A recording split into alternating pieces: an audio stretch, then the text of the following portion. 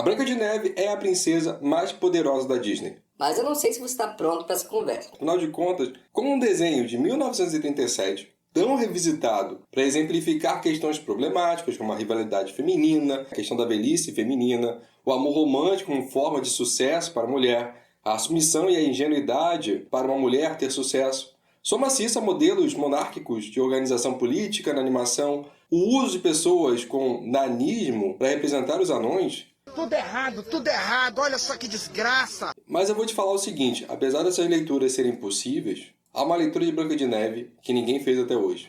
Porque vocês desconhecem a versão árabe da Branca de Neve, que foi trazida da Europa por Henri Carnoy. Mas eu vou falar disso tudo e no final tenho certeza que a visão da Branca de Neve vai mudar completamente. Assim como o seu like e se inscrever no canal vai ajudar a mudar a minha vida completamente e para melhor. Salut tout le monde, j'espère que vous allez bien.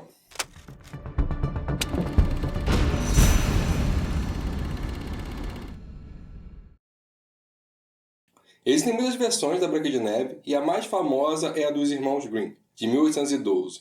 Eu já vou deixar claro que todas essas discussões que foram trazidas ao longo dos anos são válidas.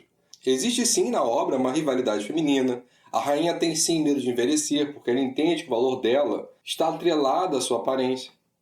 E os estudos sociais e psicológicos, quanto a isso, são extremamente importantes. E a gente vai trabalhar isso aos poucos. Existe ainda uma estrutura monárquica que é problemática, mas sobre isso, pensando no desenho da Disney, isso nunca foi uma questão, não é mesmo? Eu nunca vi o pessoal reclamando da Frozen ser uma rainha e transformar isso numa questão. Na verdade, esse ponto específico, isso aqui foi uma cagada da Disney que trouxe essa questão para o live action novo.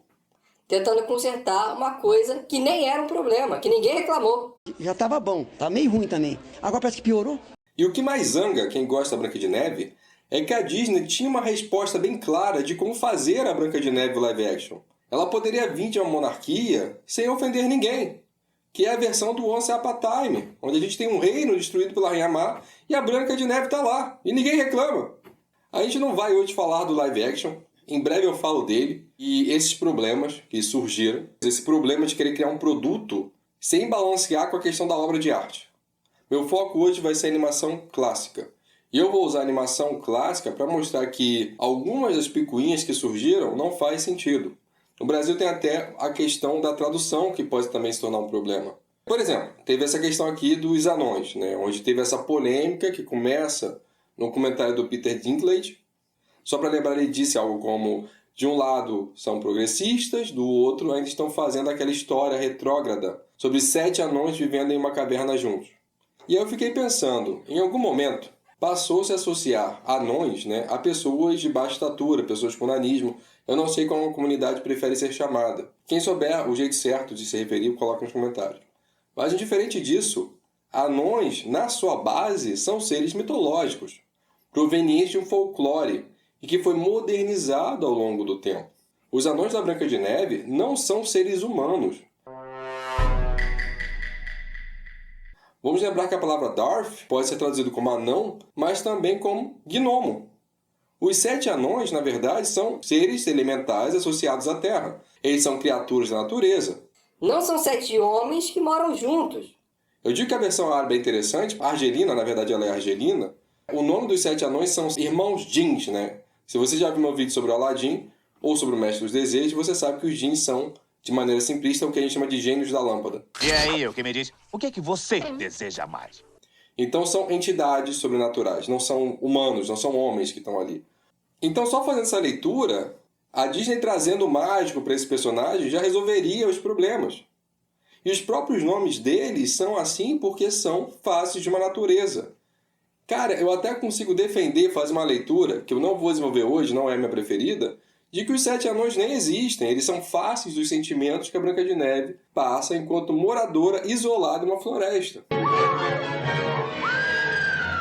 Desde sensações físicas como o sono e a doença, na figura do Atim, passando pela inteligência do Doc, que é o mestre em português, a infantilidade do Dunga e a felicidade, em alguns momentos, que vão ser do feliz, e o medo de agir, representado ali pelo Bashful, o dengoso, o envergonhado. Mas eu não vou fazer essa leitura hoje.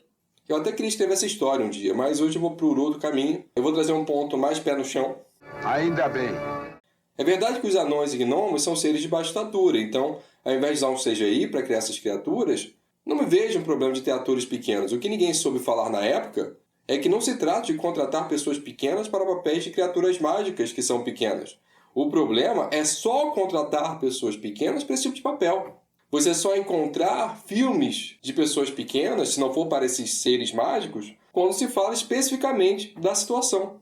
E sendo sincero, eu vi essas picuinhas e eu não entendia por quê. Respostas tão óbvias não eram faladas. Porém, vamos então ao filme clássico.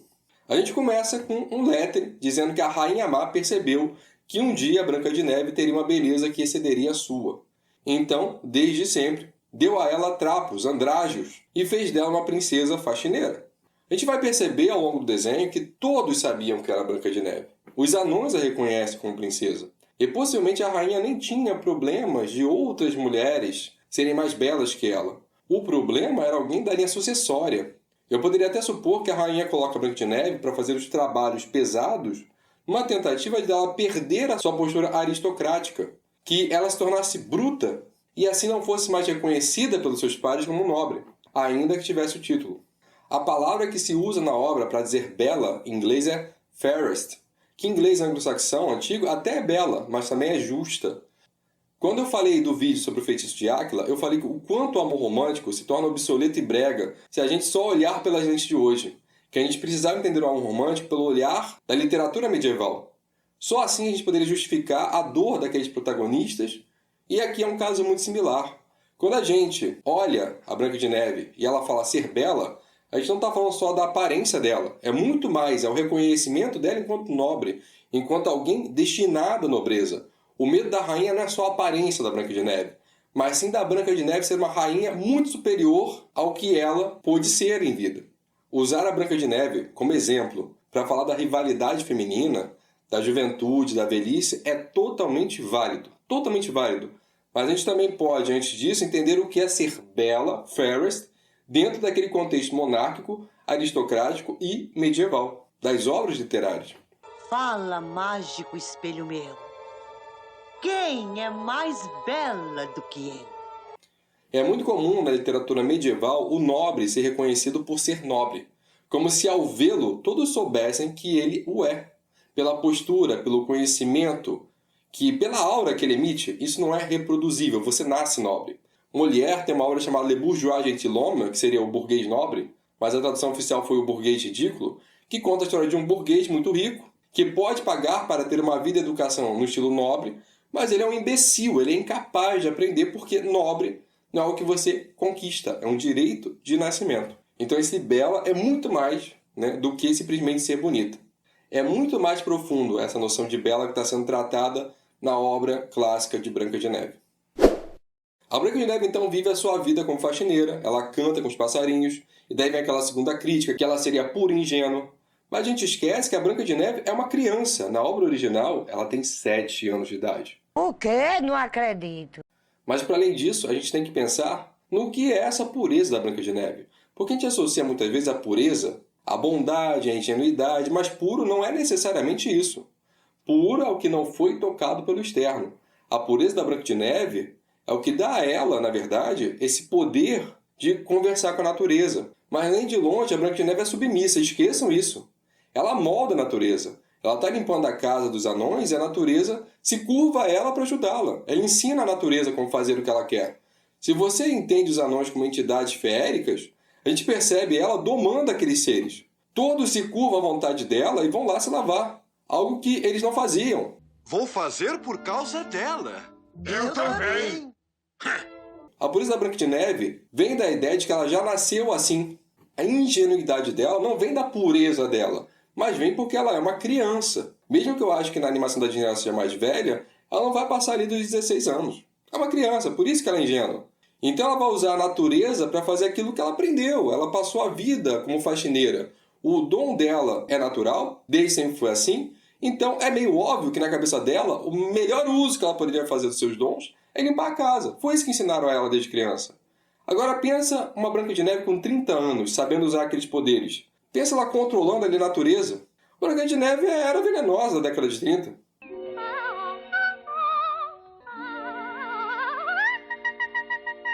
Eu tinha que ter ganhado o direito de escrever o roteiro desse live action, de verdade. Pensando nessa jornada da Branca de Neve, descobrindo esse mundo feérico e dominando esse mundo, controlando ele, se tornando a rainha desse mundo e depois voltando para destronar a Rainha Má. E no final você teria a união do reino humano com o reino feérico. Olha que lindo, né? Essa era a história que era para ser contada. No meu princesoverso, inclusive, a Branca de Neve seria a rainha do mundo onde vivia a Malévola, mas no passado remoto.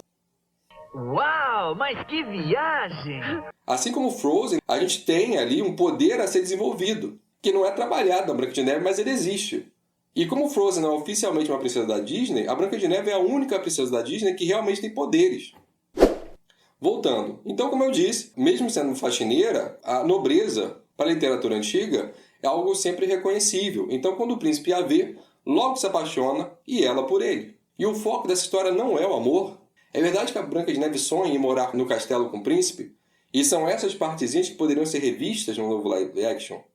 Pega o exemplo do Aladdin. A Jasmine termina como sultã. Ela ganha destaque no filme. Mas não mudam a história. Então, da janela a rainha vê esse amor nascer. Vamos lembrar que é um conto de fada moderno. Isso é o padrão ali.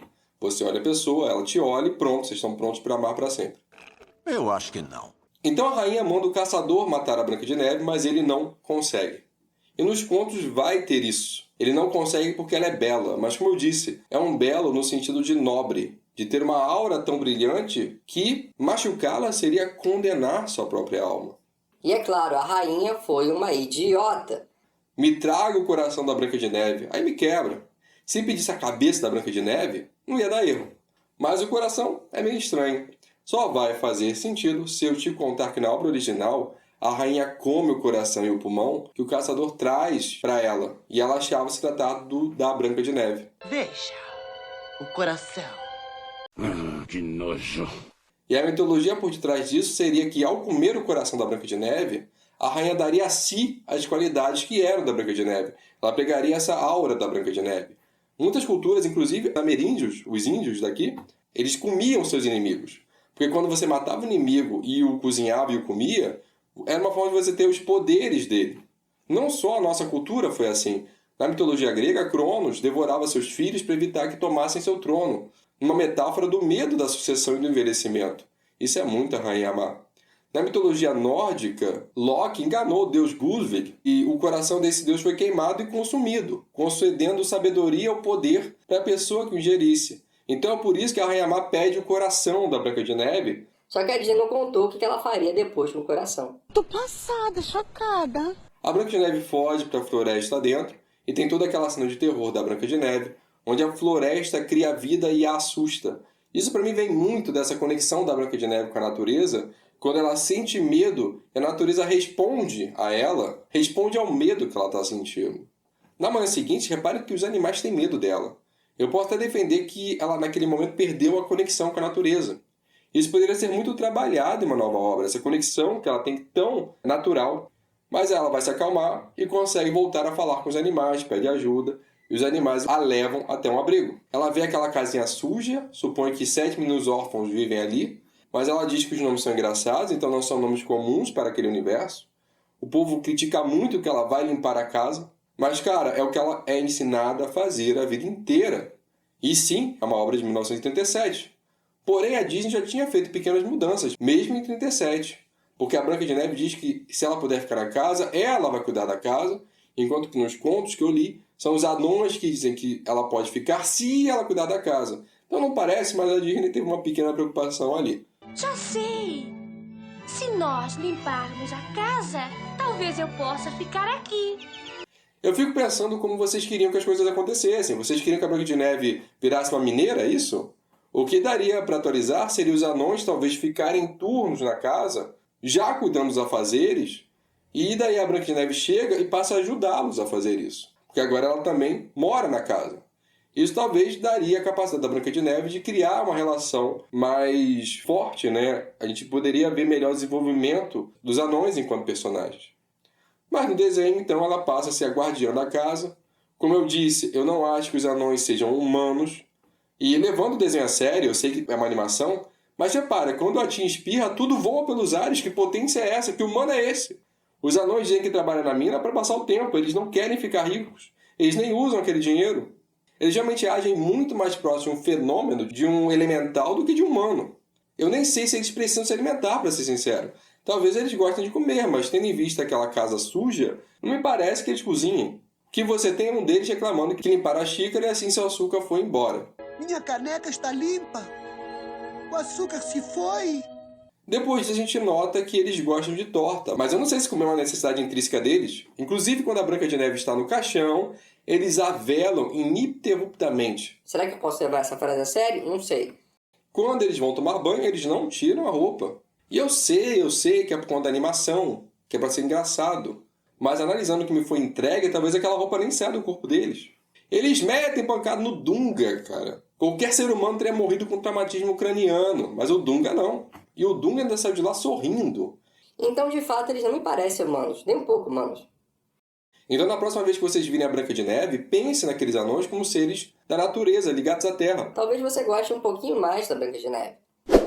E aproveitando os seus nomes, o mestre é o Doc, que seria doutor. Então, não é que ele mande no time, ele é o sábio do time. Ele é quem reconhece as pedras mais valiosas, por exemplo. Ao contrário do Dunga, que é o Dopey, que seria tipo o bobalhão. Já o Zangado, na verdade, é o Grumpy, que é o rabugento. O Dengoso é o Bashful, o envergonhado. E os outros são mais próximos da tradução. Happy, feliz. Sneeze seria o espirrador, então a Tim é uma ótima sacada. E Sleep é o sonolento. Como adivinhou? No dia seguinte, eles vão trabalhar na mina. A Rainha Má aproveita para levar a maçã. E por que ela tem tanto medo dos anões? Por que ela não manda a Guarda Real matar a Branca de Neve? Eu até posso entender que a Guarda Real não mataria a Branca de Neve, já que ela é a princesa e a Guarda é obrigada a proteger a realeza por conta da sua honra. Então fui traída. Mas nada impediria a Guarda Real de ir lá matar os 7 anões. A menos que os 7 anões não existam de maneira física. O que eu quero dizer é que eles são muito mais do que homenzinhos. A Branca de Neve os chama assim porque ela tem um olhar infantil quanto a eles. Mas a rainha sabe que eles são muito mais do que isso. Então ela espera eles saírem e leva a maçã para a Branca de Neve. E a Branca de Neve deixa a rainha atrás somente depois dela ser atacada pelos passarinhos. E isso para mim é alguma coisa. Porque a Branca de Neve domestica aquela fauna selvagem. Então eles atacarem alguém, eu poderia interpretar, que faz ela se sentir culpada. E é nesse momento que a Rainha Má diz que aquela maçã é a maçã dos desejos, que ela pode fazer um pedido e comer a maçã, e os desejos dela vão se realizar. E meio que se realiza mesmo. Porque ela deseja que o príncipe a leve para o seu castelo, no final das contas, e é isso que vai acontecer. Trolhei! Eles não chegam a tempo, mas perseguem a rainha, e a rainha acaba caindo de um penhasco. Percebam que o dia estava lindo, de repente começa a chover. E como eu disse, matar a Branca de Neve, ela que tem essa beleza suprema, altiva, nobre, é condenar a sua alma. Então a natureza ela se revolta contra a rainha, que ousou fazer mal à Branca de Neve. Tem chuva, tem raio, tem os anões que temiam a rainha no início, mas agora não temem mais. E do alto de um penhasco, um raio cai onde a rainha estava e ela despenca para o seu fim. Os anões voltam e são incapazes de enterrar a Branca de Neve, porque mesmo morta ela ainda era bela. Ela ainda tinha a aura desse ser supremo, possivelmente porque ela não estava morta, seu corpo não apodrecia. A própria rainha sabia que seu feitiço tinha um antídoto, que era o primeiro beijo do amor verdadeiro. Não receio isso. Os anões pensarão que está morta. Será sepultada viva. Então, eu posso ali acreditar que alguém pode ter contado para o príncipe e por isso ele a beija quando a encontra. Afinal, eles já se amavam, eles já se conheciam. Não é que ele estava caminhando, viu um corpo e foi lá beijar a moça. Não é isso, como o pessoal faz parecer. Mas só para fins de curiosidade, no conto dos Grimm não tem beijo, tá? Na verdade, enquanto os servos do príncipe levam o caixão para o castelo, eles deixam o caixão cair e a maçã que estava entalada na garganta da Branca de Neve é cuspida, e assim ela acorda. Na animação, como você sabe, a Branca de Neve acorda e vai embora com o príncipe e deixa os anões para trás. Parece meio estranho, mas nem tanto. Possivelmente aqueles anões nem podiam sair da floresta, ou pelo menos não sairiam de maneira natural, já que eles são seres da floresta. Eu não sei. Não interessa. E assim ela vai embora e é o fim da animação. Algumas mudanças aqui no conto dos Grimm. A rainha tenta matar a Branca de Neve 3 vezes. Primeiro com um espartilho muito apertado, mas os anões chegam e tiram o espartilho e ela volta a respirar. Depois com um pente envenenado, mas quando os anões chegam, tiram um pente do seu cabelo e ela acorda. E da terceira vez com a maçã, mas só metade da maçã era envenenada. Então a rainha come metade para convencer a Branca de Neve a comer a outra metade. E daí sim a Branca de Neve vai cair no sono. Porque a Branca de Neve não é tão ingênua assim, ela desconfia que tinha uma coisa errada. O final da Rainha Má é bem diferente também, bem mais trágico. A Rainha Má é convidada para um baile no castelo do príncipe e quando chega lá descobre que a Branca de Neve era a nova princesa e aí a rainha é obrigada a calçar sapatos de ferro em brasa e dançar sobre as brasas até morrer. Ixi, só de ouvir falar dá até um arrepio. Como eu disse, tem outras versões da Branca de Neve, inclusive uma argelina trazida da França e publicada em 1906 na revista La Tradition. A história é assinada por Henri Carnoy, ou Henri Carnoy, não sei. E eu acredito que houve um bate-volta durante o século XIX. A França explorava a Argélia, fez da Argélia colônia. Isso foi que talvez o conto do Grimm tenha chegado por lá. Ele é modificado e depois volta à França. Então, nesse conto, a rainha diz para o rei que é ela ou a filha. E o rei escolhe a rainha. Ele abandona sua filha na floresta, mas passa a sua vida chorando e lamentando por ter feito isso. A Anna, que é o nome dela nessa história, encontra o palácio dos 7 irmãos Jeans, sendo que Jeans são, como eu já disse, os gênios da lâmpada, e chegando lá, a Anna se disfarça de homem. Então os 7 irmãos desconfiam que tem algo errado, e cada dia 2 deles ficam em casa para ver se descobrem quem é esse invasor. Mas só um deles realmente descobre que a Anna não é um dos irmãos. E ela então é reconhecida pelos outros como sua irmã, mas todos são apaixonados por ela por conta dessa beleza e querem se casar com ela. E ela aceita casar com aquele que descobriu que ela não era um dos irmãos. Ela passa então a ser a senhora daquela casa, com todos fazendo a sua vontade. A bruxa aqui não usa espelho, ela pergunta ao sol quem é a mais bela e assim descobre que a Amna ainda está viva. Como é comum nos contos árabes, há anéis que guardam os gênios. Para quem não sabe, os gênios foram colocados nos anéis pelo Salomão, o rei Salomão da Bíblia. Ele tinha esse poder para fazer isso porque contava com a bênção de Deus. Então alguns gênios foram obrigados por Salomão a viverem aprisionados e se curvarem aos desejos humanos. Poderes cósmicos e fenomenais. Dentro de uma lambadazinha. A rainha então usa o seu anel e se disfarça de vendedora de tâmaras e vende uma tâmara envenenada à Branca de Neve. Quando os 7 jeans chegam, acham que é injusto enterrar um ser tão belo. Então a colocam em um caixão de vidro em cima do camelo e manda o camelo vagar pelo mundo para que todos possam admirar essa beleza. Eis que esse caixão, esse camelo chega no reino de um jovem rei. As irmãs desse rei ficam curiosas por aquele corpo. Não sei porquê. Abrem o caixão e por algum motivo veem a tâmara presa em sua garganta e a retira. E assim a Amna reacorda.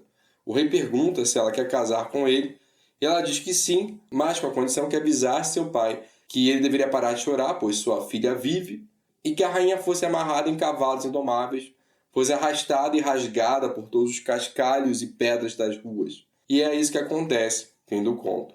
Eita porra!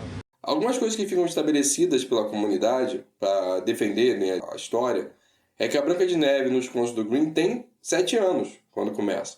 Mas ela fica muitos anos adormecida, então quando o príncipe a encontra, ela já tem uns 13 anos. Vou ser sério, isso não acalma meu coração, tá? Mas essa é a defesa aí da galera. O fato é que a Branca de Neve é um desenho antigo, mas você dizer que a Branca de Neve é um desenho que foca no amor romântico e só que o príncipe é um stalker, como fez a protagonista do live action. You know, the original cartoon came out in 1937, and very evidently so. There's a big focus on her love story. With a guy who literally stalks her. Yeah. Weird. É provar que você não viu mais do que 15 minutos do desenho. E que, na verdade, as pessoas não entendem a própria mensagem da animação. É óbvio que ela precisa ser atualizada, mas tem uma base muito legal de uma jovem que aprende a usar a natureza a seu favor para sobreviver. Falar muito mais do contato do homem com a natureza do que do amor romântico, no final das contas. E esse é o ponto. Não foco no amor. Não é só isso, a Branca de Neve. Você entendeu, velho? Mas a gente fala mais disso quando eu analisar o live action. Por hora, eu vou convidar vocês para assistir o vídeo do Aladdin, onde eu conto a história original do Aladdin também, além de todas as animações. Também tem o da Ariel. E também eu posso convidar vocês para assistir a saga O Mestre dos Desejos, que era um filme muito antigo aí de Gênios da Lâmpada. Que o gênio aqui é muito descaracterizado, mas fez parte da infância de muitos. E se você está aqui até agora, se inscreve, me ajuda a crescer no YouTube para eu poder me dedicar mais aos vídeos e até atender aos pedidos de filmes, séries, quadrinhos, jogos que aparecem por aqui. Deixa o like, deixa o hype, me conta quais são suas princesas da Disney favoritas. E se você chegou a assistir a animação de 1937, porque eu sinto que muita gente não viu a animação. E é isso por hoje. Merci bien, à la prochaine.